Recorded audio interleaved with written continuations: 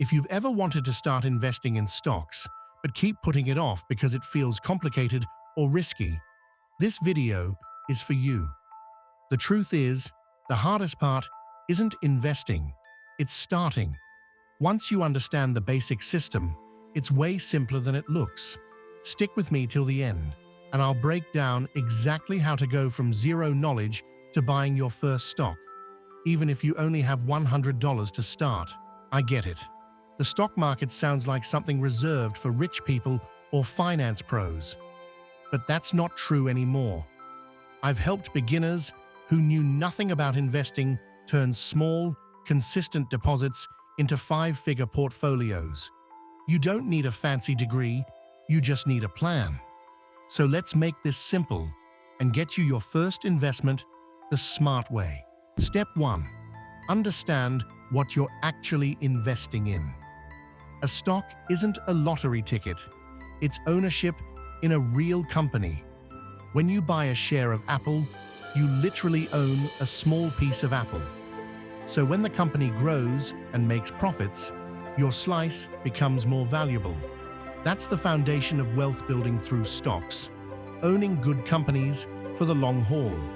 And yes, the market moves up and down daily, but over time, it's trended upward for over 100 years. Volatility is normal. Panic selling is optional. Step 2. Pick the right account and platform. Before you buy anything, you need the right account. In the US, you'd use a Roth IRA or brokerage account. In Canada, a TFSA or RRSP is perfect for investing tax-free or tax-deferred. Then, pick a beginner-friendly platform, like Wealthsimple, Questrade, or TD Direct. The key is zero or low trading fees and an easy interface. Once your account's open, deposit a small amount, even $50 or $100. You don't need thousands to start learning. Step 3. Start with ETFs, not individual stocks. Here's the beginner trap: trying to pick the next Tesla. Most people lose money chasing hype. Instead, start with an ETF. That's a basket of stocks that tracks the overall market. For example, an ETF like VOO in the US or XEQT in Canada owns hundreds of companies at once. You instantly get diversification, meaning your risk is spread out. If one company tanks, your whole portfolio doesn't. Think of ETFs as training wheels for investing. Simple, balanced, and built for long-term growth. Step 4. Automate and think long-term. Set up automatic contributions, weekly or monthly. Consistency beats timing the market every time. And remember, your mindset matters more than your money. Don't check your account daily. Focus on building habits, not chasing quick gains.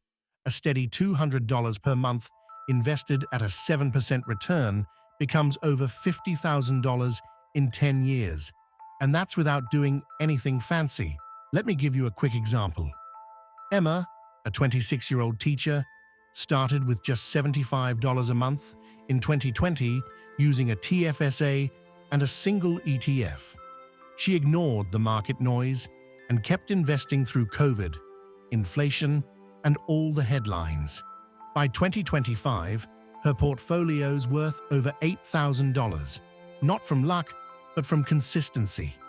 That's how real investing works. No hype, no trading, just time and patience. Hit like if this helped simplify things, subscribe for more beginner investing guides, and drop a comment if you just bought your first share. Let's start building your future, one investment at a time.